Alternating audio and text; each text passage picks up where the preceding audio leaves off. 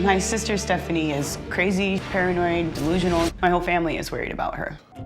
Stephanie creates these paranoid conspiracy theories to explain away everything that she does. She has many delusions that are not based in reality. She blames one of the toddlers in the neighborhood for coming into the apartment and stealing cash. She believes that we are of Italian descent and that our entire family is under the protection of the mafia. Stephanie has a history of meth abuse, and we've recently been informed that she's using prescription drugs as well. Do you have a drug problem? No. Have you had a drug problem in the past? I've used, yes. I mean, to a problem level? No. Did you have a child that was born addicted to drugs? Yes. And were you, at 18 months, was there an Amber Alert issued for your child, and were you arrested in front of a meth house with methamphetamines on you? No. When Stephanie was arrested a couple weeks ago for resisting, she told the family that it was just an elaborate scheme for the people that she thinks are following her. The sheriff's department put her in a protective custody. She currently does not have custody of her son. And right now, my mother is raising her daughter. Every time the phone rings, I'm afraid that I'm getting that phone call that something has happened to her. Stephanie is a danger to herself, and I'm very concerned she could pose an extreme danger to her children.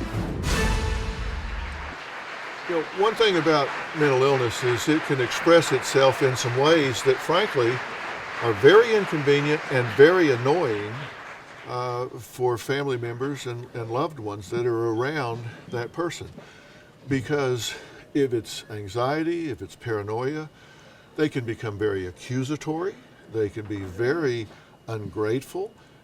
They can be very difficult to live with. And so they can get very combative, and it's hard sometimes to live with that.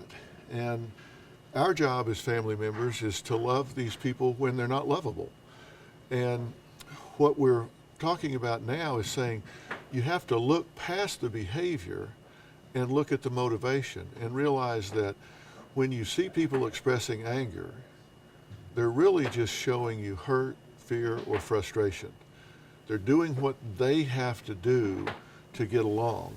And you know what we were talking about today with Stephanie, I mean, she's clearly expressing some behaviors and some perceptions that are not consensual, meaning that she sees it that way and nobody else does.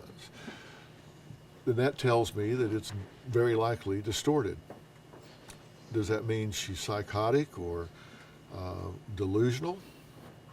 Not necessarily, because once you become anxious, you're also very fearful and everything looks to be a threat. And so you color things in that way. If you take away the fear, then you don't see things as threatening. And so sometimes you have to look at things and saying, what's on our to-do list? What do we have to cross off in order to get back to productivity? And that's what we're going to do with her. Ask yourself, if you got somebody in your life, you or somebody else, that's not being productive, not being independent, what are the obstacles? Make a to-do list and an action plan for overcoming those things. This isn't brain surgery. Sometimes you just have to do blocking and tackling and get back to basics.